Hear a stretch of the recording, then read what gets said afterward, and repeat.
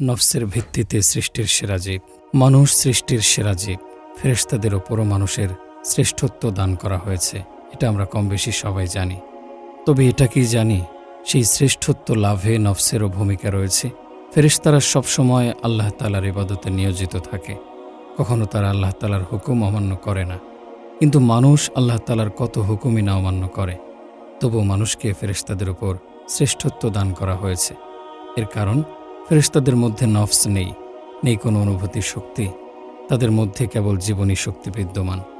কোনো অনুভূতি শক্তি নেই, তাদের পেটের ক্ষুধার অনুভূতি নেই যৌবনের ক্ষুধার অনুভূতি। কিন্তু মানুষের মধ্যে সেই অনুভূতি দান করা হয়েছে, আর সেই অনুভূতি শক্তির নাম হচ্ছে নফস বা প্রবৃত্তি।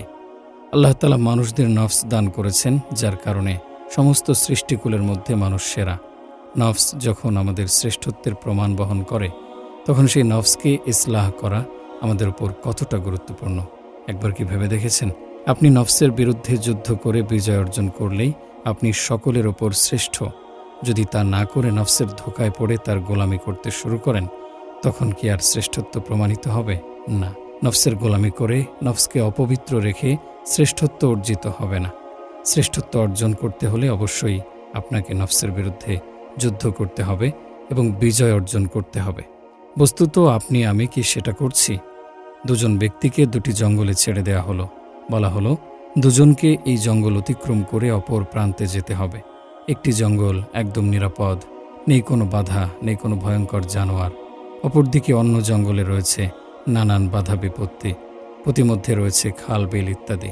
তার উপর সাপ, ভয়ঙ্কর জানোয়ার, বাঘ, ভাল্লুক, সিংহ ইত্যাদি তো রয়েছেই। তারা দুজনেই জঙ্গল অতিক্রম করে অপর প্রান্তে গেল।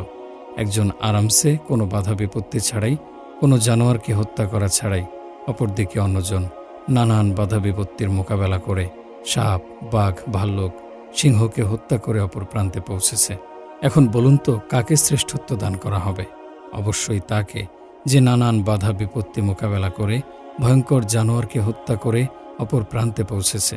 তাকেই পুরস্কৃত করা হবে যে নানান বাধা বিপত্তির মোকাবেলা করেছে, তাকে নয় যার রাস্তায় কোনো বাধা ছিল না। ঠিক এভাবেই ফেরেশতাদের উপর আমাদের শ্রেষ্ঠত্ব প্রতিষ্ঠিত হয়েছে, কেননা ফেরেশতাদের কোনো জৈবিক চাহিদা নেই, পাপ কাজে জড়ানোর সেই মন মানসিকতা নেই তাদের কোনো অনুভূতি শক্তি, নেই যৌবনের চাহিদা, নেই ভক্ষণের চাহিদা। তাই তাদেরকে কোনো কিছুর মোকাবেলা করতে হয় না, কোনো বাধা বিপত্তির সম্মুখীন হতে হয় না। নফস হচ্ছে লবণের মতো। লবণ ছাড়া যেমনইভাবে খাবারের কোনো মূল্য নেই, তেমনি নফস ছাড়াও মানুষের কোনো মূল্য নেই। আপনি গরুর গোশত রান্না করলেন কিন্তু লবণ দিলেন না, এটা কি আর খাবারের উপযুক্ত থাকবে? লবণ ছাড়া তরকারির স্বাদ পাবেন না। লবণ ছাড়া তরকারির কোনো মূল্যই নেই, এটা কেউ খেতেই পারবে না। ঠিক নফসের ক্ষেত্রেও এরকম। নফস ছাড়া আপনি যত ইবাদত করেন তার কোনো স্বাদ থাকবে না, ওই ইবাদতের কোনো বিনিময় থাকবে না। যেমন ফেরেশতাদের নফস নেই, তাদের ইবাদতের কোনো মূল্য নেই এবং এই ইবাদতের কোনো বিনিময়ও নেই। তারা শুধু তাদের রবের হুকুম মান্য করছে। তাদের আমলের দরুন তারা কিছুই লাভ করবে না। পক্ষান্তরে যাদের মধ্যে নফস রয়েছে, অর্থাৎ মানুষ, তারা যদি একবার সুবহানাল্লাহ বলে, সাথে সাথে তার আমলনামায় শত শত নেকি যুক্ত হয়ে যায়। যত ইবাদত করবে, যতই নেক আমল করবে, এর বিনিময় হিসেবেও পরকালে পাবে অফুরন্ত পুরস্কার। আর এটা হয়ে থাকে কেবল নফসেরই কারণে। এই নফস যদি না থাকতো, তবে কি সেই শ্রেষ্ঠত্ব প্রমাণিত হতো? এই নফসের কারণেই আপনার শ্রেষ্ঠত্ব, আপনার কবুলিয়াত। ওপরের আলোচনা থেকে এটাই প্রতীয়মান হয়, শ্রেষ্ঠত্ব দান করা হয় কর্মের গুণে।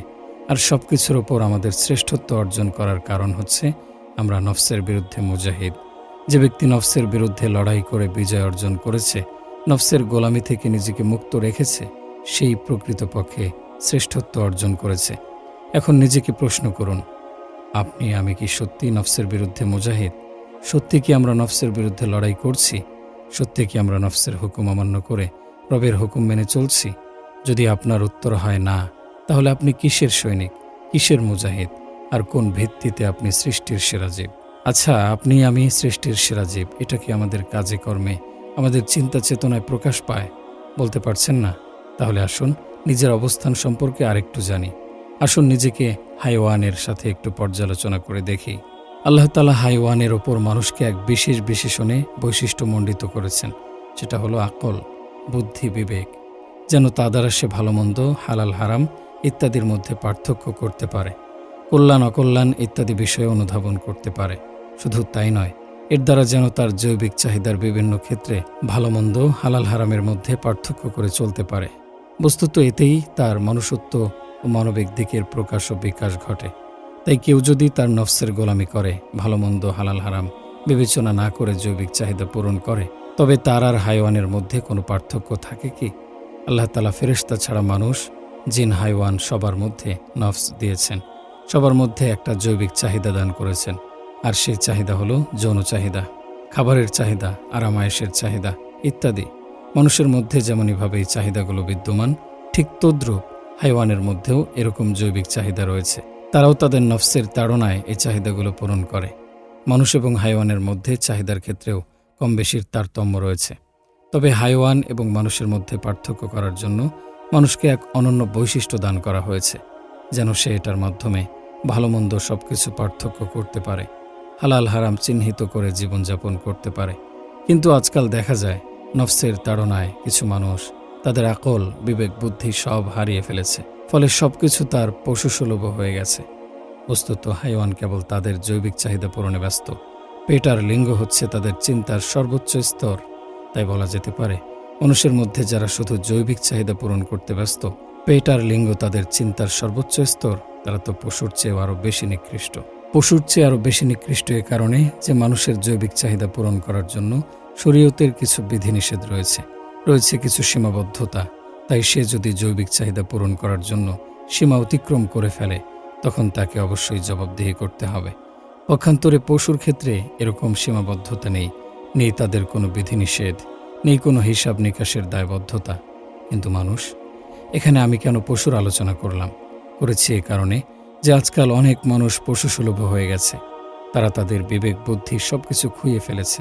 তারা এখন আর ভালো মন্দের মাঝে পার্থক্য করতে পারে না, হালাল হারাম মেনে জীবনযাপন করে না। তাদের জীবন ব্যবস্থা হয়ে গেছে অনেকটা পশুদের মতো। বললাম না, পশুর চিন্তার সর্বোচ্চ স্তর হচ্ছে পেট এবং লিঙ্গ। এখন আমাদের সমাজের কিছু মানুষেরও চিন্তার সর্বোচ্চ স্তর পেট এবং লিঙ্গ। তারা খাওয়া দাওয়া আর যৌবনের চাহিদা মেটানো ছাড়া অন্য কিছু ভাবেই না। তার কারণ হচ্ছে সে নফসের কাছে পরাজিত। তার নফস লাগামহীন, আর এই লাগামহীন নফস তাকে পশুর চেয়েও নিকৃষ্ট বানিয়েছে। নফসকে তুলনা করা যায় জমির সাথে। জমি যখন আগাছায় ভরপুর হয়ে যায়, তখন জমি তার উর্বরতা হারিয়ে ফেলে। ঠিক তদ্রূপ কিছু কিছু নফস যখন ইসলাম বিদ্বেষী নানান কর্মকাণ্ড নামক আগাছায় ভরপুর হয়ে যায়, তখন ওই নফসও তার উর্বরতা হারিয়ে ফেলে। সব জমি এক নয়। কিছু কিছু জমি আছে যাতে উৎকৃষ্ট মানের ফসলের পরিবর্তে নানান ধরনের আগাছা, লতাপাতা, কাটা বৃক্ষ জন্ম নেয়। ঠিক তদ্রূপ কিছু কিছু নফস এরকম যাতে ইসলাম বিদ্বেষী নানান কর্মকাণ্ড, ফিতনা, ফাসাদ, অপসংস্কৃতি, কুফরি, শিরক ইত্যাদি বাসা বাঁধে। এজন্য জমি থেকে উৎকৃষ্ট মানের শস্য পেতে হলে তার যত্ন নিতে হবে, আগাছা পরিষ্কার করতে হবে, উত্তমভাবে হাল চাষ করতে হবে, পরিমাণ মতো পানি দিতে হবে, কীটপতঙ্গের আক্রমণ থেকে বাঁচিয়ে রাখতে হবে। তবেই সেখান থেকে ভালো ফসল আশা করা যাবে। ঠিক আমাদের নফসটাও এরকমই। যখন দেখবেন নফস তার উর্বরতা হারিয়ে ফেলেছে, লাগামহীন হয়ে গেছে, তখনই অনতিবিলম্বে তাকে ইসলাহ করতে হবে। তার প্রয়োজনীয় খাবারের বন্দোবস্ত করতে হবে, যেমন জিকির, আজগার, কোরআন তেলাওয়াত, নফল ইবাদত ইত্যাদি। অতঃপর তার আগাছা পরিষ্কার করতে হবে, তবেই নিজের আত্মিক উন্নয়ন ঘটবে। আর যদি আগাছা মুক্ত না রাখেন, তবে উক্ত আগাছা তাকে সামনে আগাতে দেবে না, নফসকে ইসলাহ করতে সর্বদাই প্রতিবন্ধক হয়ে দাঁড়াবে। এজন্য নফসের মধ্যে যত আগাছা রয়েছে তার সময় থাকতেই ছাঁটাই করতে হবে, যেমন বিভিন্ন বদ অভ্যাস, অশ্লীল চিন্তাভাবনা, খারাপ মনোভাব ইত্যাদি। মনে রাখতে হবে, জমির আগাছা পরিষ্কার করা খুবই সহজ, কিন্তু নফসের আগাছা দূর করা খুবই কঠিন। এজন্য নফসের আগাছা দূর করতে যা যা প্রয়োজন তাই করতে হবে। এক্ষেত্রে নফসের বিরুদ্ধে তো যেতে হবেই, নয়তো আগাছা পরিষ্কার করা সম্ভব নয়। আর যখন আপনি আগাছা পরিষ্কার করার জন্য নফসের বিরুদ্ধে যাবেন, তখন সে হা হুতাশ করতে থাকবে, তার কষ্ট হবে। তাই কষ্টের দিকে তাকিয়ে থাকলে হবে না, নফসের বিরুদ্ধে লড়াই চালিয়ে যেতে হবে। তবেই নফসকে আগাছা মুক্ত করা যাবে, অন্যথায় আগাছায় আচ্ছাদিত হয়ে নফস তার আলোর দিশা হারাবে।